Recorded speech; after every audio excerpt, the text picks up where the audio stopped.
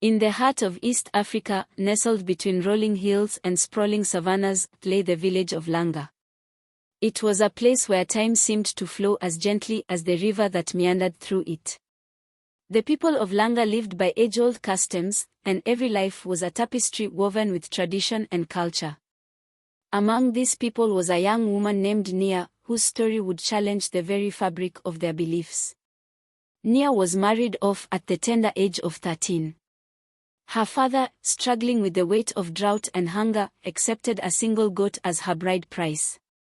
This was the custom, and Nia, with her large, inquisitive eyes and a heart full of dreams, found herself in the home of an older man named Baraka. Baraka was kind but stern, and as the years went by, Nia learned to tend to his fields, cook his meals, and bear his children. Despite her circumstances, Nia never lost her spirit. She would often stand by the river, letting the cool water wash over her feet, and dream of a life where she was worth more than a goat. She believed there was more to her existence than the role she had been given. Her hope was a flame that flickered gently but never went out. Years passed, then one fateful day, Baraka fell ill and died. The village, steeped in superstition, whispered behind Nia's back. They called her a witch, blaming her for Baraka's death. It was a belief rooted in fear, a way to explain the unexplainable. Nia found herself isolated, an outcast in her own home. Her children, sensing the village's hostility, stayed close to her, their presence a small comfort against the growing tide of accusations. One bright morning, as the sun cast its golden glow over the village, a stranger arrived. He was a European explorer named Thomas, with eyes the color of the sky and a demeanor that spoke of lands far beyond Langa.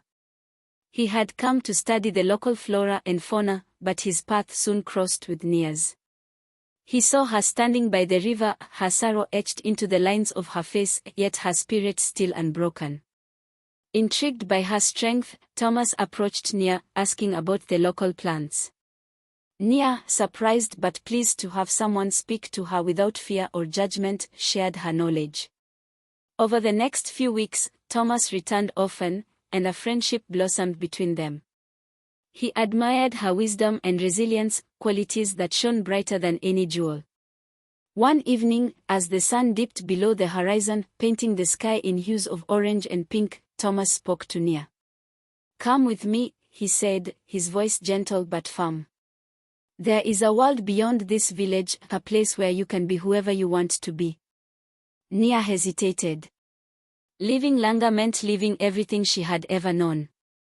But as she looked into Thomas's eyes, she saw a future where she was valued for who she was, not what society dictated. With a heart full of courage, she agreed. Their departure was met with disdain from the villagers, who saw Nia's choice as further evidence of her supposed witchcraft. But Nia and Thomas paid no heed. They journeyed across continents, eventually settling in Europe. There, Nia flourished.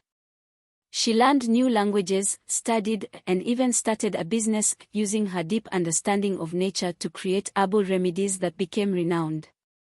Thomas and Nia married, and their life together was one of mutual respect and love. Nia's children, who had accompanied them, thrived in their new environment, free from the shadows of superstition. Nia's business grew, and she became known as a healer, a wise woman whose roots were in Africa but whose branches spread far and wide.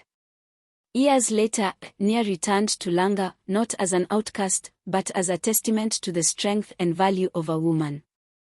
She brought with her knowledge and resources, helping to build schools and clinics, ensuring that the future generations would not be bound by the same chains that once held her.